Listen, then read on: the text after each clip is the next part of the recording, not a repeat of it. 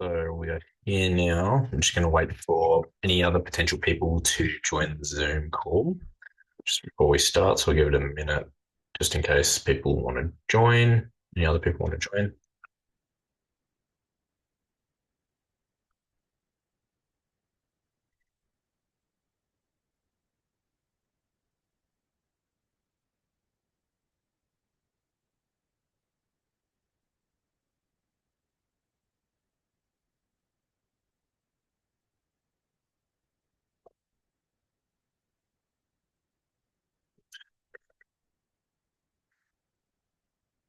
Let's go to the beginning of the slideshow. All right, guys, welcome back to this month's workshop. I'm Dr. Chris Borg. So today we're going to be discussing the second brain, how your gut shapes your mood, mind, and health. So we're going to be talking primarily about the gut brain axis, how it works, and how it relates to chiropractic. Okay, so we're going to be doing a deep dive into both of those things. So regarding what we're discussing, we're going to be discussing what the gut brain axis is and how does communication happen. We're going to be talking about the enteric nervous system and its role in mood and cognition. We're going to be talking about stress, subluxation, and their effects on gut health and function. And we're going to be talking about gut inflammation and its impact on mental and emotional well-being. Okay, so to begin with, we're going to be discussing what the gut-brain axis actually is. So our brain and our gut connect, and they connect bi-directionally. So from the gut to the brain to the gut. This connection allows the brain and digestive system to continuously exchange information that influences digestion, mood, stress levels, and overall health. So communication happens in two main ways. So we've got physically via the vagus nerve, which we'll be talking about in more detail, and also chemically through neurotransmitters and gut-derived chemicals. So there's two different ways that gut and the brain communicate. That's what I want you to take. It's a bidirectional communication system that links the two. So both of them, so your gut has a massive influence on how our brain functions overall. So we'll be going into a deep dive onto that now. So this connection explains why stress and anxiety can trigger digestive symptoms. In fact, many scientists believe irritable bowel syndrome, so IBS, reflects an over communication or dysregulation between the gut and the brain, which is quite interesting. So, the science behind the gut brain axis. So, neurons are specialized cells in the brain and nervous system that control how the body functions. So, the human brain contains approximately 86 billion neurons. So that's a lot of neurons. And the gut contains around 160 million neurons, forming a complex neural network that communicates directly from the brain via the nervous system. So a lot of the neurons that are found in our body are found within our gut. So we're going to be talking about the vagus nerve now. So vagus nerve, one of the most important structures connecting the gut and the brain is the vagus nerve. It sends signals in both directions, from the gut to the brain and from the brain to the gut. It serves as the primary communication highway of the gut-brain axis. Through this pathway, information about stress, inflammation, and microbial activity influence digestion, mood, and immune function. So now we're going to be talking about neurotransmitters. So neurotransmitters are chemical messages that help regulate communication between the gut and the brain. So they're chemical messages. They are produced in both the brain and the gut. They regulate nervous system and gastrointestinal function.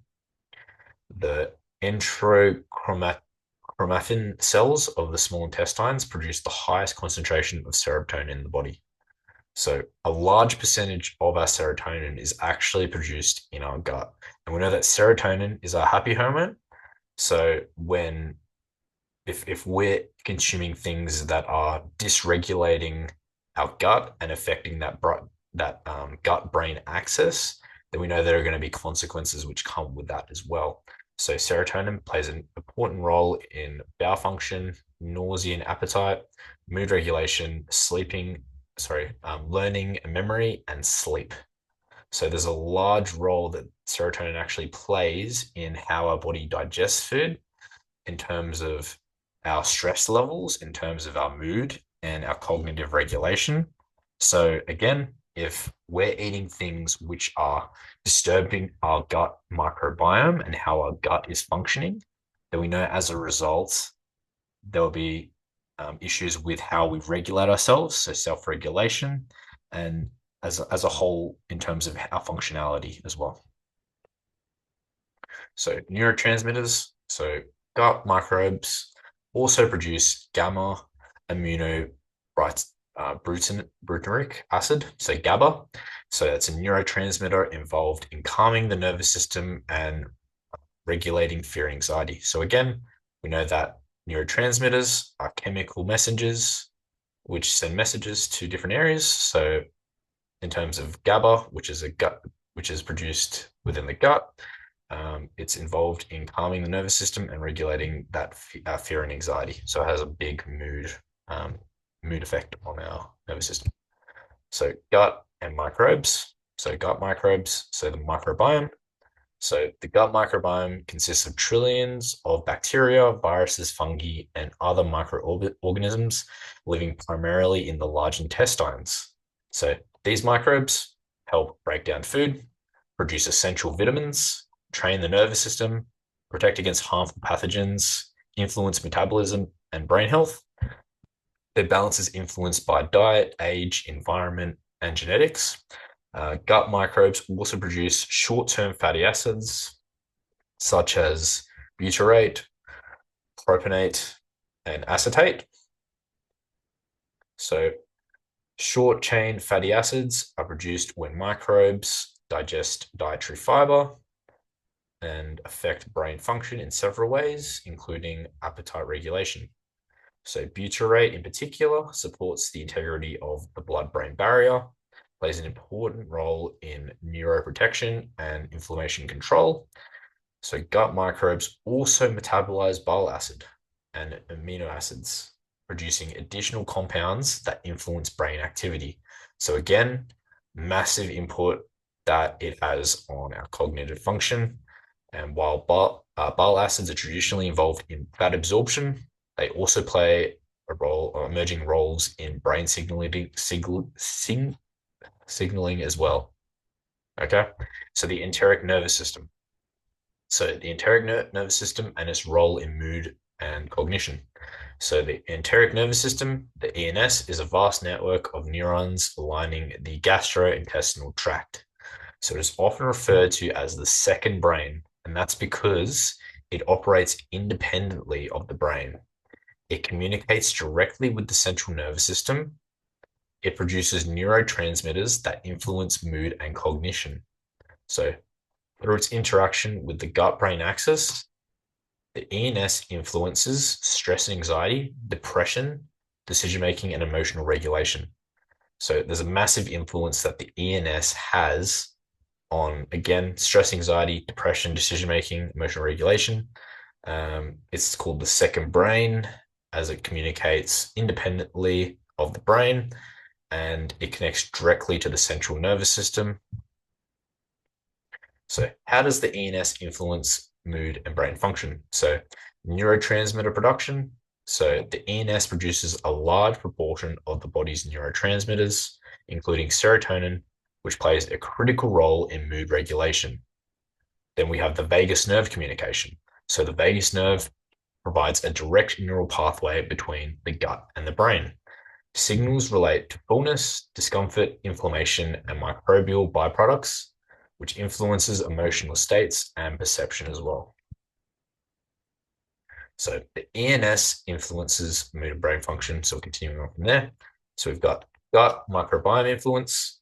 Gut bacteria produces compounds that affect ENS signaling and neurotransmitter synthesis. So microbial balance is closely linked to mental and emotional health. We've also got the stress influence. So stress signals from the brain can alter gut motility and microbiome balance. Conversely, gut dysfunction can signal distress back to the brain, contributing to anxiety and depression. That's what the research shows. Stress and gut function. So, stress, subluxation, and their effect on gut function. So, stress and gut function. Stress activates the fight or flight response, diverting resources away from digestion. So, stress, if you think of you're in a stress state, in a fight or flight response state, part of your nervous system, so you're in that sympathetic part of your nervous system where there's a lion chasing you. You're not going to be worrying about digesting your food. You're going to be worrying about getting away from the lion, meaning you're going to be turning on your calves. You're going to be focusing more on your um, heartbeat and your lungs as well in terms of their functionality. So your body just suppresses certain organs when you're in a fight or flight state, and it enhances and activates certain organs as well as that. So this can lead to slowed gut motility, increased gut sensitivity, altered gut microbiome balance, increased inflammation, increased gut permeability. So there's a bunch of things that stress can actually have an influence in terms of on your gut health. So symptoms which may arise include indigestion, cramping, diarrhea or constipation, worsening of irritable bowel syndrome, and other digestive disorders. So we're going to be talking about vertebral subluxation and the nervous system regulation. So we know that vertebral subluxations are areas in the spine that have lost normal movement and alignment, creating interference in communication between the brain and the body. When spinal movement is restricted, nervous system regulation becomes impaired. Organ function, including digestion, can be affected. In regards to the gastrointestinal system, it receives sympathetic innervation from T5 to T12, supplying the stomach, the liver, the pancreas, and the intestines, whereas the parasympathetic innervation via the vagus nerve is from L1 to L2 and S2 to S4. So under chronic stress, the sympathetic nervous system inhibits digestion. Blood flow is redirected towards muscles, the heart, and the lungs, just like what I said. And gut motility slows, and digestion function is suppressed as well. So dysregulation between the sympathetic and parasympathetic systems may result in symptoms such as anxiety, insomnia, digestion disturbances, muscle tension, rapid heart rate, cold extremities, irritability, and hypervigilance. So through specific chiropractic adjustments, normal spinal movement can be restored, helping the nervous system regain balance and improving the body's ability to self-regulate itself. So what is gut inflammation? So gut inflammation and its impact on mental and emotional well-being. So gut inflammation, so the gastrointestinal tract extends from the mouth to the anus, includes the esophagus, stomach, small intestine, large intestine, and the rectum. Its primary functions are digestion, nutrient absorption, waste elimination. Inflammation within the gut occurs when the nervous system is activated by factors such as infection, diet, stress, microbiome imbalance or microbe imbalance. Chronic gut inflammation is associated with a range of inflammatory diseases and has significant effect on the brain and emotional health. So causes of gut inflammation. So the most common contributors include diet, so high processed foods, sugars, and unhealthy fats, low fiber intake, so food intolerance like gluten or lactose, microbiome imbalance, chronic stress. These factors disrupt gut bacteria balance, promote inflammation, and impair gut-brain signaling. So the gut emotional connection. So the gut doesn't just digest food, it processes emotions. This connection is reflected in everyday language. So we have gut wrenching, butterflies in the stomach, sick to my stomach, a kick in the guts. During sleep and dreaming, the gut actively responds to emotional processing. When the brain works through emotional experiences, the gut mirrors this process and vice versa. So improving gut health supports emotional processing, while improving emotional regulation supports gut function as well. So the gut-brain axis and chiropractic care. So lifestyle strategies. So we have prebiotics and probiotics. So prebiotics are dietary fibers that feed beneficial gut bacteria. A diverse plant-rich diet supports microbiome diversity. Research shows prebiotics may reduce cortisol, a key stress hormone. Probiotics are foods containing live beneficial bacteria. So examples include kombucha, kimchi, kefir, and kombucha. They are often most effective when consumed on an empty stomach. That's based on the research as well. So just as a summary, probiotics are dietary fibers which allow for beneficial gut microbiome bacteria to go onto and um, um, basically allow the gut microbiome to live on and have a positive response in terms of the gut microbiome presence. Probiotics are foods which already have beneficial bacteria on them. So we think of kimchi, and that is fermented. So it's fermented to produce that bacteria onto it originally, which we consume, and then helps with regulating our gut microbiome. All right, so we've got lifestyle strategies for reducing inflammation. So chronic inflammation can influence inflammation and mental health. So reducing sugar, processed foods, and saturated fats is essential. So the Mediterranean diet is one of the most researched dietary patterns and has been associated with a 35% reduction in the risk of depression. So stress reduction. So the gut and the brain operate in a feedback loop. Reducing stress improves digestion, lowers inflammation, and enhances mental well-being. This creates a positive upward spiral in both physical and emotional health. Chiropractic care.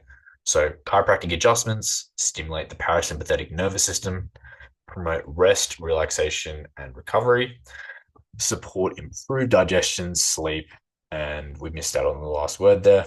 Chiropractors take a holistic approach addressing nervous system function, spinal mobility, exercise and movement, nutrition and lifestyle habits, stress reduction, and education. So, by restoring balance within the nervous system, chiropractic care supports a healthy gut brain connection and improves overall well being. So, health is not about how you feel, your body can heal. Call the practice, book an appointment, and transform your life. So if you know someone who is struggling with their diet and nutrition, has chronic inflammation, has potentially arthritic symptoms like they're waking up with joint pains, stiffness, they feel like their energy is low, they feel like they're restricted in what they're able to do, what they enjoy, what they need to do, then by all means, please give us a call, reach out. The team here will look after you. We'll take a detailed history, physical examination, and look into different lifestyle aspects within your health, which we can better help to excel and address.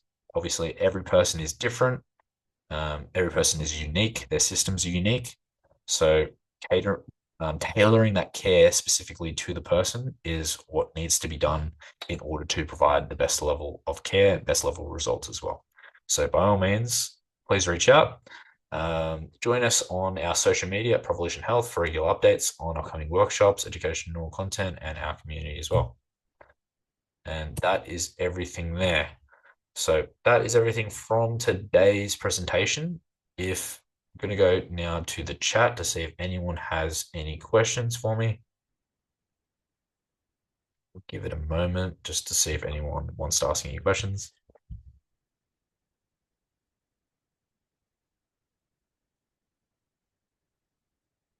And it looks like we don't have any questions for now. So thank you all for listening. This has been Dr. Chris Borg. This has been the Gut Brain Axis workshop. And yeah, look forward to seeing you all in the future with future workshops. And again, if you have any questions regarding diet and nutrition and what can be done in regards to the chiropractic care that we provide, um, and the holistic care that we provide, then please don't hesitate to reach out and contact the team anytime. Thank you.